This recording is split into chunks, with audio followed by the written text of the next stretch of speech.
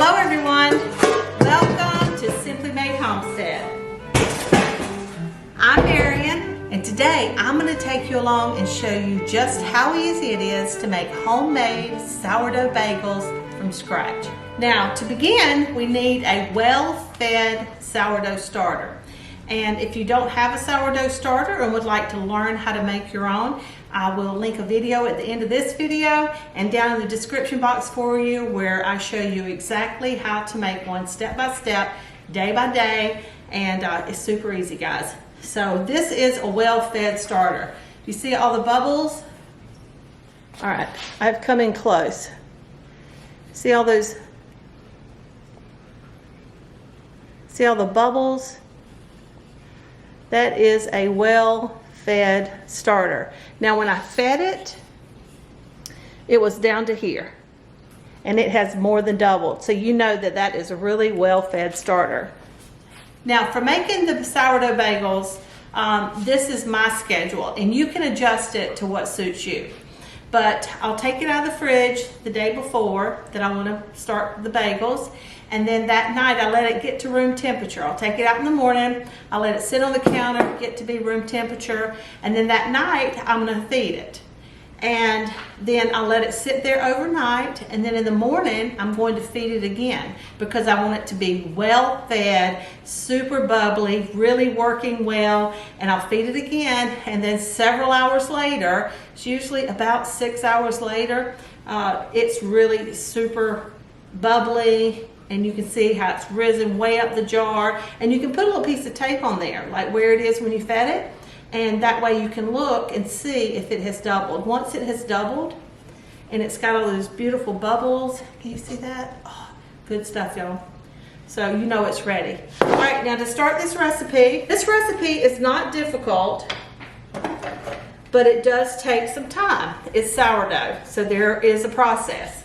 So I'm going to take you along and show you just how to do it, how to shape the bagels and everything. I need a measuring cup. Where'd my measuring cup get to?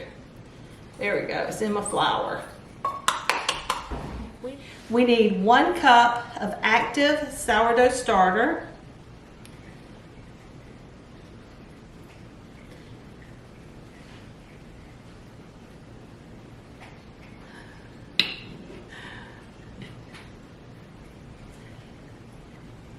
That looks like a pretty good cup right there. All right, and I like to take my scraper because this sourdough starter is super sticky and I don't want to leave any in my measuring cup. We want to get all that lovely goodness. And next, we are going to add in 1 1/4 cup of room temperature water. I'm just double checking myself because having too much water to flour ratio can really mess you up. So it's room temperature water, and I do highly recommend filtered water. We do have a well, but even in the well, our grounds have a lot of minerals and things in it, so we use a Berkey. I can leave you a link below to the Berkey, and you can check it out as well. It has charcoal filters, and we absolutely love it. So I do use my filtered water from Berkey. Now, let me give you one little tip here. When you're making bread, you want all of your ingredients to be room temperature, okay? Your water, your starter, we're using syrup today, whatever you're using in it, make sure it's room temperature. Sometimes you'll add, if you're making bread, you'll add an egg. Make sure it's room temperature, okay? Just like when you make pie crust, you want everything to be cold. Well, with bread, we want everything to be room temperature. Now we're going to add 2 tablespoons of syrup. Now I can't say love because I adore cane syrup. But you use what you like, okay? My husband, he's like, he's from the Northwest. So the cane syrup's okay, but it's not like his favorite. So you can use maple syrup, cane syrup, Aunt Jemima. It doesn't matter, guys. Whatever makes you happy, whatever you enjoy, or just whatever you have in your home. But I do highly recommend adding a little syrup here. And then we're going to take a whisk and just mix it all together really well. On this step right here, you could put it in a stand-up mixer. If you have one, and you could use the paddle and just mix everything up. You can see here It's just whisking it all, making sure everything's well blended. You can use that. And on our next step, we're going to add our flour and our salt, and you could change it over to the dough hook and do that to mix everything together. Now, I choose not to do that because I absolutely adore my stand-up mixer, and you can hear it. Bagel dough is like a really stout dough, and so you can really hear the motor kind of straining to work it, you know. And I love my mixer. And if you price one of those things now, I've had mine a few years now, and I don't want to have to buy a new one. So I choose to do it this way. Now next, we are going to add 4 cups of all-purpose flour. Now, you can see, okay, when I get my flour, you see that? And then I brush it off. You can use your hand, you can use a knife, whatever, just make it nice and level. And we're going to add 4 cups of flour to our sourdough starter water syrup mixture. How many was that?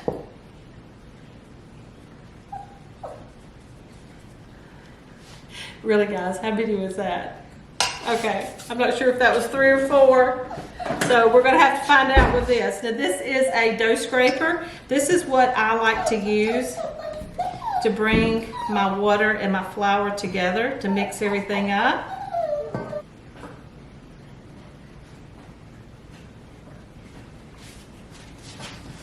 Now you can see the consistency here.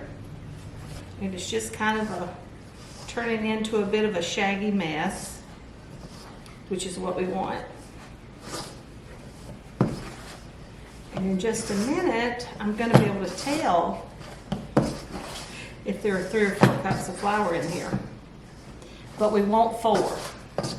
4 is what we're looking for.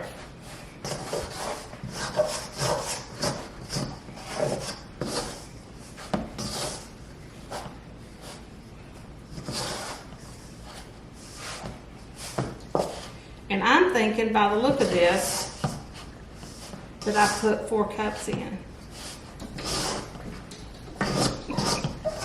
We're gonna find out.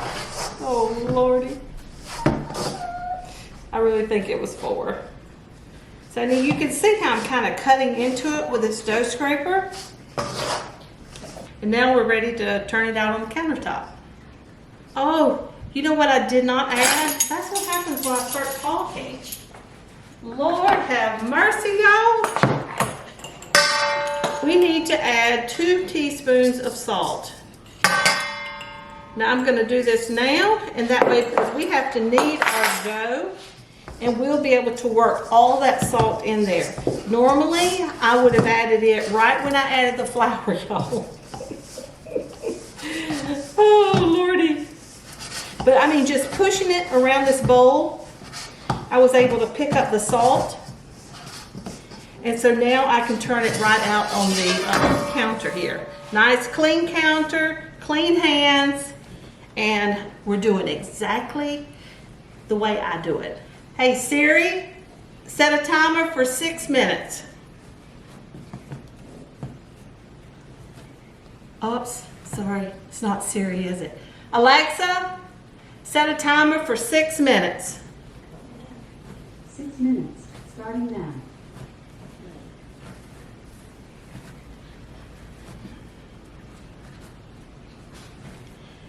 And then as far as kneading, guys, you see I am literally just pushing down and going. It's nothing fancy, but you can see here, I'm just heels down and pushing it forward. And just kind of rolling it. And just keep working it until Alexa tells me not to.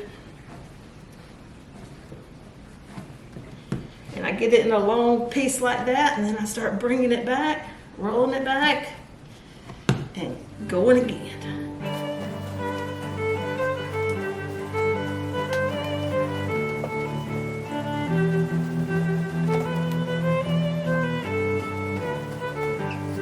Now, while you're shaping the dough, you will be able to feel the changes that it's going through. You'll begin to feel the difference in the dough.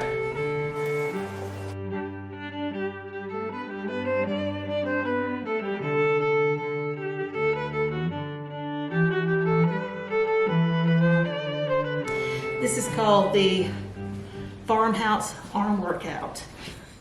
Alexa, how much time is left on the timer? You have 10 seconds left on your 5-minute timer. 10 seconds. That's awesome.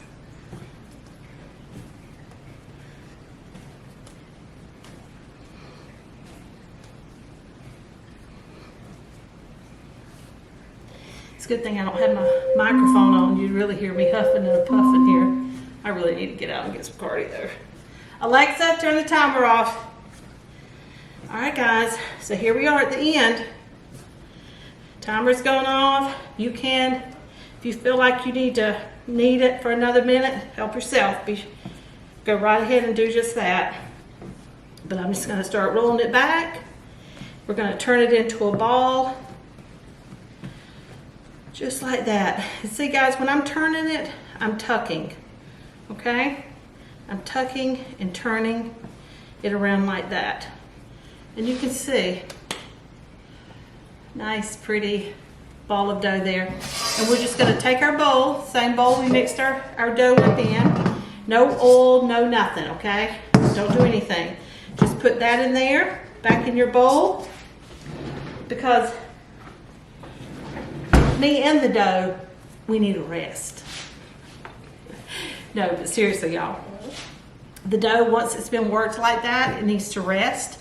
And we're gonna set it for 20 minutes and just let it hang out here. And then we're gonna go on to our next stage, which is where we will divide our dough and create our balls. All right, well, our 20 minutes is up. So now we are going to uncover our dough and get our weight or our scale, get our scale cleared out, and then put our dough on the scale. Now I have mine set to grams. You can set it to whatever you prefer. Grams is easier for me. And I'm going to make 8 bagels today. So it makes a nice big bagel about like this.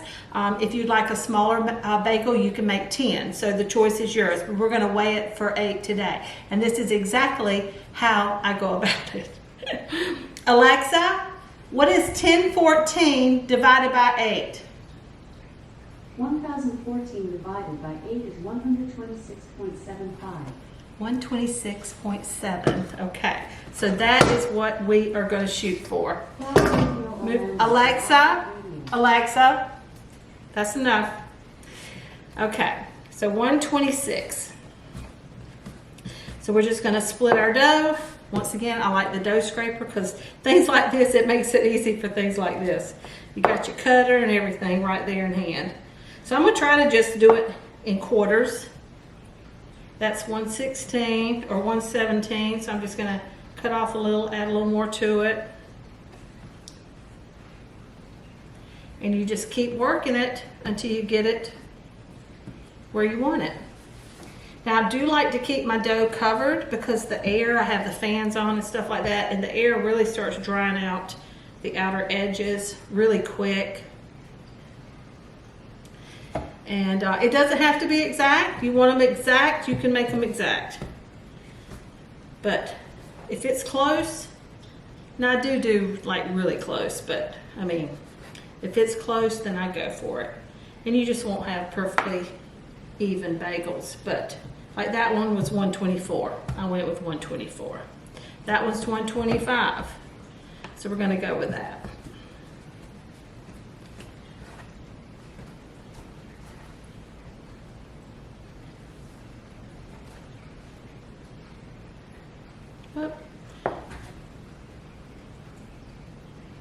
Ooh, 131. That's a little much. There we go.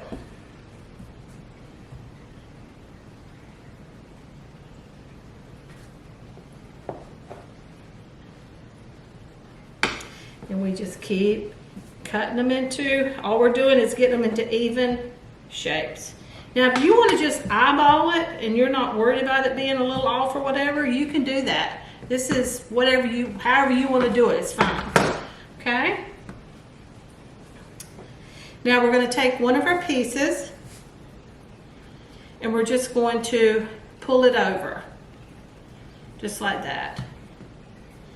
I just put the smoother side down, and then I just start pulling it over, and it creates a really tight right there. See, that's the bottom. And then I'm just going to do like this, where you just run your hands underneath and you kind of turn and push. And it pulls the sides down and under, which creates a nice tight ball. And then just roll it around, and there you go. There you have it. A nice, pretty ball. And once again, I do keep it underneath, so I like to keep it underneath the dish towel. All right, so we're gonna get the rest of these knocked out. And then, can you guess what's next? Okay, now this is really a beginner's question, but you know what, that's okay. I hope we have some beginners out there, because I'd really love to be able to help you learn how to shape dough and kind of understand dough and that sort of thing. So once we get all of our balls formed, sitting under the towel there, since we've been working it, the next thing we're going to do is let it rest. So I'm going to keep working here, get these done, and then we're going to cover them and let them rest for 15 minutes. And the next step is to actually shape the bagel. And this is literally the most fun part. And you won't believe how easy it is. It's super easy, y'all. I can't wait to show you. And guys, don't stress yourself with trying to make things perfect, okay? This is homemade. This is made from scratch. It's rustic. Think rustic. So when it comes out and it's not like the things you see in the bakery, it's okay. It doesn't matter, because when your family bites into it and they can't believe how delicious it is, and they ask for them and brag on them, and just it makes them happy. I mean, after all, that's what it's all about, right? All right, I think that's our last one. Yep. All right, we've got 8 beautiful balls there. You can see them there. There they are. So we're gonna cover them up. And Alexa, set a timer for 15 minutes. 15 minutes, starting now. See you soon. Be right. All right, guys, I did all of those, and I wanted to show you up close, and my camera wasn't on, so I'm gonna do that now, okay? Okay, well, I had my piece I cut off. I'm so sorry about that, y'all. And then you just take it and pull it over, just like that. You bring it around, and then you pull it over, and you take it, and you see how I'm just kind of pushing. This one's already been worked one time, so it's kind of tighter than it normally would be. And I just push it around, and that really makes for see how firm that is? It makes it really nice and tight. And then you just roll it around. Got you a nice ball. It was a little smoother when I did it before, because now it's like super tight. So just kind of pinch the places together, and just like that. And we're gonna sit it to the side. All right, so our 15 minutes has passed, and I have this piece of parchment paper that I have used before for my bagels, and I do reuse my parchment paper if it's still in good shape. And so we can definitely get another go out of that. So you need to get your sheet pan. I have this big old sheet pan. I love this sheet pan. You can see where my bagels were before when I made them. And there's plenty of space to be able to get them on there.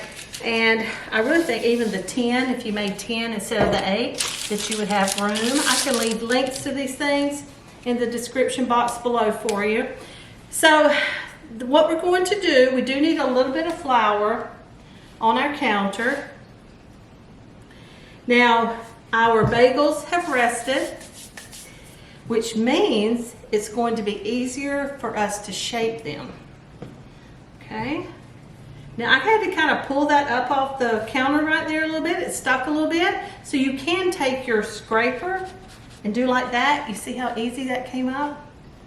So you can use it to do that too. All right, now we have our bagel here. Now we'll bring you in close in just a minute. See that right there? Now I'm just gonna put a thumbprint right in the middle. You see that? So that is going to be our bagel hole. So you see I've got my fingers and I'm just sticking them in the middle and I'm working my way through. See that? Just like that, okay? And now, and when I do this right here, this is me just kind of distributing the dough. And then I'll stick my finger in there just like that, y'all. And here we go. And this is where, when your arms start shaking, you know you need to knead more dough. All right, then we want to really get it going, but be careful, don't let it fly off the end of your finger. So we're letting our spinning, our twirling, distribute our dough, stretch it out, and we want a nice big hole because when it starts rising, and it's gonna start coming together. Now right here, I have this flour here because I'm just coating the bagel with the flour, and that's to keep it from sticking to the pan. And also when you coat the outside of your bread with flour like that, it actually seals in the moisture. And your bagel will be nice and moist on the inside. All right, so now I'm gonna bring you in close and we're gonna do another one. All right, so here we are. Here's our bagel, our little ball. We're gonna put a thumbprint in the middle. See, that's gonna be our middle. Stick our fingers through there and you just kind of create a hole. I stick my thumb in the middle and I kind of do like this. Just kind of help to shape it, and then stick your finger in there and give it a spin. Like I said, y'all, be really careful it doesn't go flying off the end of your finger because it could happen real easy. I can feel mine trying to head in that direction. And then you see I've got a nice big hole. I'm gonna even give it a little more and just kind of distribute the dough. See there? There you go. And then we're going to put it over here and just give it a dusting. See, we just want to dust it. Just want to dust it with flour. We don't want any big coaty stuff. And lay it over here in our pan. While I'm doing this, I want to talk to you about proofing your dough, which means we're going to cover it. We're going to sit it in a warm place, a warm, humid place. And it's better. And that is where it rises. It begins to rise and gets all fluffy and yummy. So here in Central Florida, it's September, it's still very hot and humid. Fall means you see goldenrod and little yellow butterflies and the monarchs flying through, migrating through. And the temperature drops from 95 to 90. So it's still plenty hot, plenty humid. And so I put mine on the back porch because the bread loves the heat and the humidity. Now you don't want to put it near a stove, like if you're cooking dinner, you can put it on the counter, like if you're baking in the oven, the nice warm kitchen, the bread loves that, and that works out great. Now if you have a cold house and you got plenty of time, nowhere to go, and there's no rush, then you can let it sit right there on the countertop until it's ready. And I'm going to show you how to know for sure whether it's ready or not. But if your house is, now let me back up. Typically it takes like 2.5 to 4 hours to rise to get to where you want it to be. And if you are in a cold climate and you have a cold kitchen, but you'd really like to rush it up a little bit and you don't have the proofing setting on your oven, you can set your oven to 200 degrees and put a pan, like a long rectangular casserole dish or a long cake pan, rectangular cake pan, put it in the bottom of your oven or the bottom rack, and then you'll put, get some boiling water, some good boiling water on the stove, get it heated up, and then you'll pour your boiling water into your pan, turn the oven off, and put your bread, whether it's bagels, bread, whatever it is, put that on the top rack, close the oven, and then let it sit in there for a while. Now, you'll be able to see, because we're going to cover it, but you'll be able to see when it starts getting a little puffy, and then you'll need to check it after a certain amount of time. With these, I mean, inside the oven like that, we'll even out here, it's usually about 2.5 hours before they're ready. So you will need to check them and do that test, because you don't want them to overproof, because what happens, it gets really big and poofy, and then you pick them up to move them and start cooking them and stuff like that, or the temperature changes and they can fall, and that's just a whole nother disaster in itself. Okay, one more to go, and then we are going on to our proofing stage. And it is a foolproof method, y'all. So you will know. Now, once you start baking bread for a while, you will be able to like mash it, like put a little indenture in it with your finger and be able to tell pretty much, I still question myself, but you can tell if it's proofed enough and it should be ready. And I'm going to show you how to do that, but then I'm going to show you something else you can do, not with bread, but with bagels. With these bagels you can do, and you will know for sure that they have proofed long enough. All right, there we go. Look at there. So pretty. Love it. All right, let's see. I have a grandson that loves these so much, y'all. I'm not kidding you. He says that they are bussin'. Apparently that's a good thing. So I'm gonna go sit these on the back porch. I'm gonna set a timer for 2.5 hours and then check on them, and I'll be right back with you. All right, guys. Alexa said that 2.5 hours is up. So these are our bagels. See how they look there? See how the holes are much smaller? But this is what we're gonna do to test it, to see if it's ready. On a nice clean towel here. There we go. All right, now I've got a bowl of water. It's just regular, it's the water out of my Berkey. You can feel the difference, y'all. Now you see,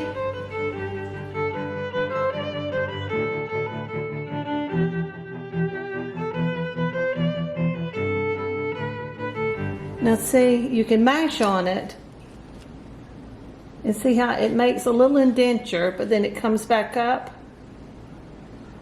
It looks like it's done to me.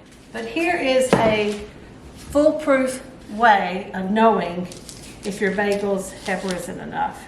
Now I've just got a small bowl with some filtered water in it, room temperature, and you're gonna put it in there and it's floating. You see it's floating? So if it's floating, that means it's ready. Now, typically I wouldn't have left it in there that long because it's just flour, made it start melting. But anyway, if it starts floating, it's ready. It has risen enough. And the reason I coat it with flour is because it sticks. See how it's just sticking to my hand?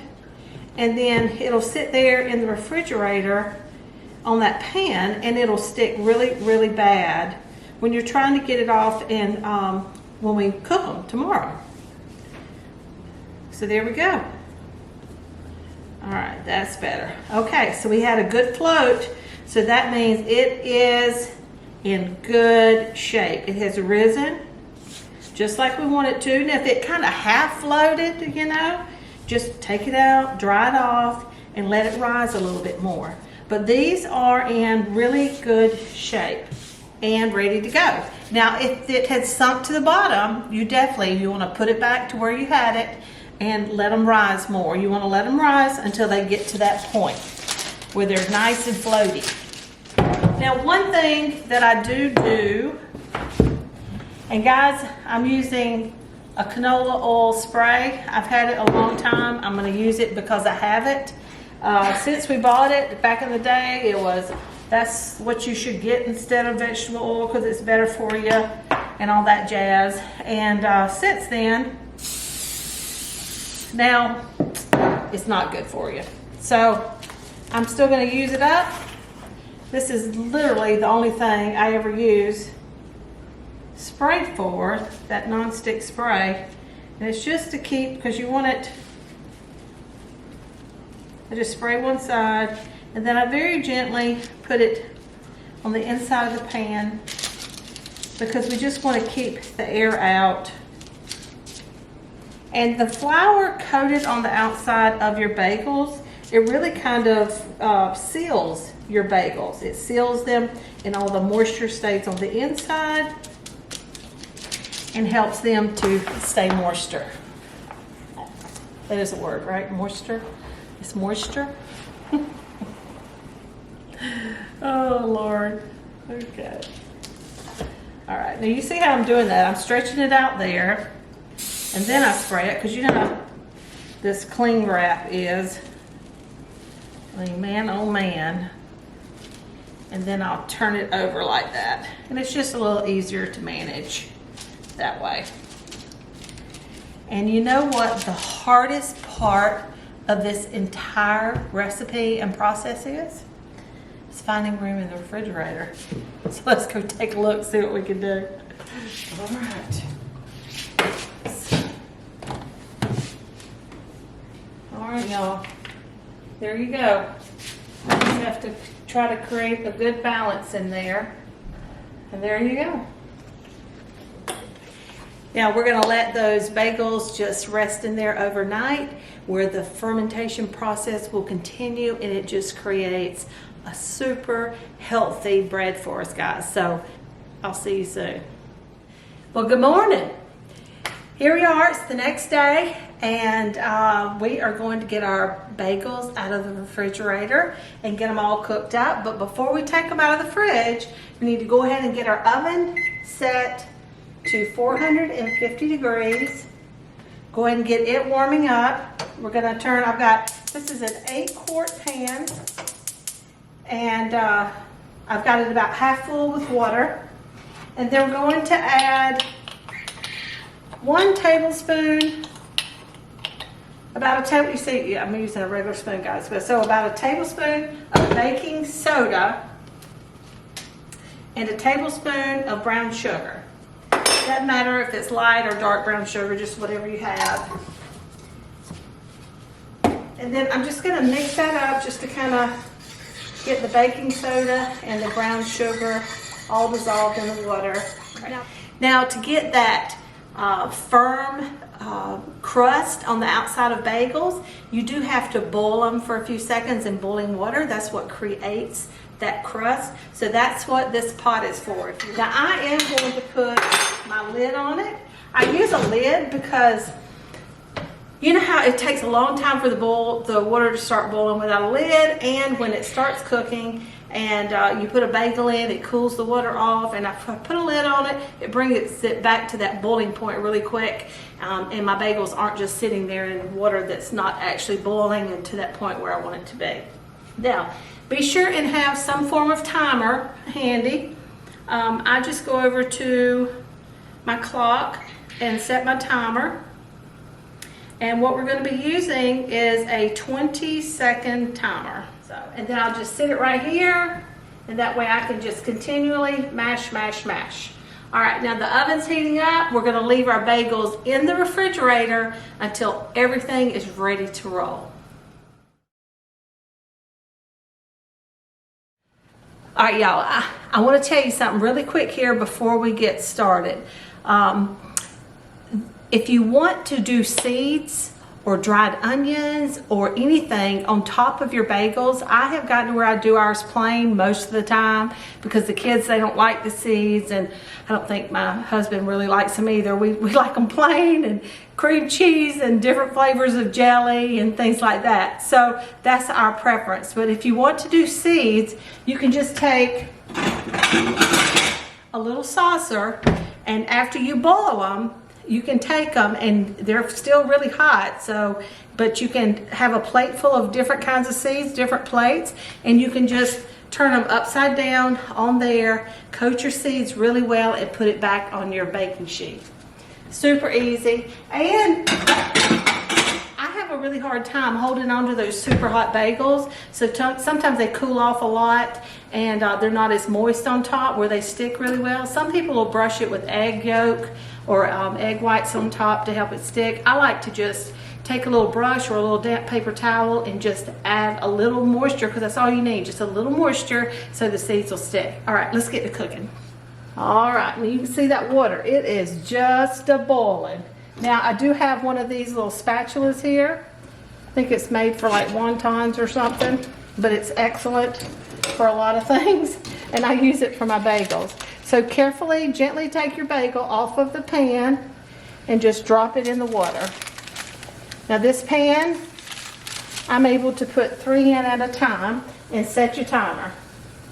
I put the lid back on to keep it going, to have a good boil going, and my timer is set for 20 seconds. And we're going to boil it on one side, and then we'll flip it over, and we're going to do it the very same thing on the other side. And you can probably see how, you see how it's the boil, it got kind of, you know, kind of soft there. It wasn't boiling as well and everything. So you can wait a couple seconds before you start your timer. But anyway, you just turn it over just like that. Why are you still going off, timer? Stop. Just like that. There we go. And I'm gonna wait just a minute, let it get kicking. You can see it. Oh, it's getting there. All right, we got some pretty big bubbles going, so I'm gonna hit start, and we're gonna time it for 20 more seconds. All right, there we go. Look at them. See how beautiful and puffy they are? Oh my goodness. Just drain the water off, turn it back over, because there's kind of a flat side from where it's been sitting in the refrigerator, and then the poofy pretty side, so it's on top. Just like that. Look at that, guys. Are they not gorgeous? They're so pretty. And then we'll just do another batch.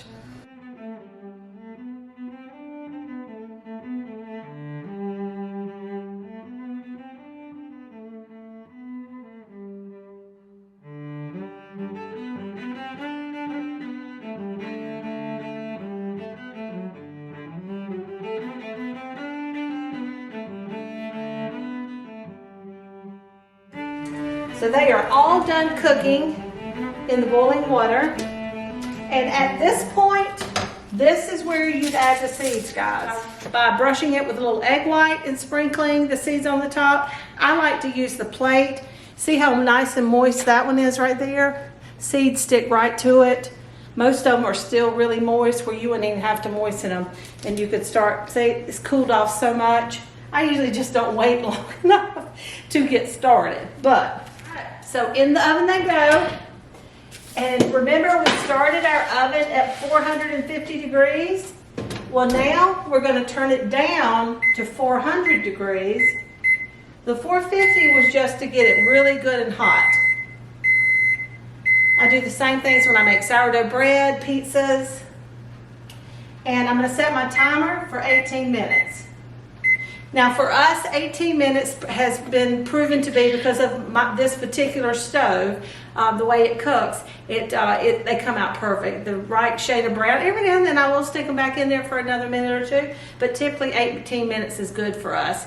Now it could take 18 to 22. My old stove, it was definitely a 22. I might even have to push it a little further than that because it just didn't get as hot. So just, you'll see what it looks like, nice brown like you would see in the store. When you get that nice golden brown color, you know you're done. Well, there we have it. The bagels are done. I actually cooked mine for 19 minutes because I took it out, and one of them was just kind of a light brown. One side was a little bit lighter than the other. So I rotated my pan, stuck it back in there for another minute. And now we're gonna just take them off and put them on over here on a cooling pan.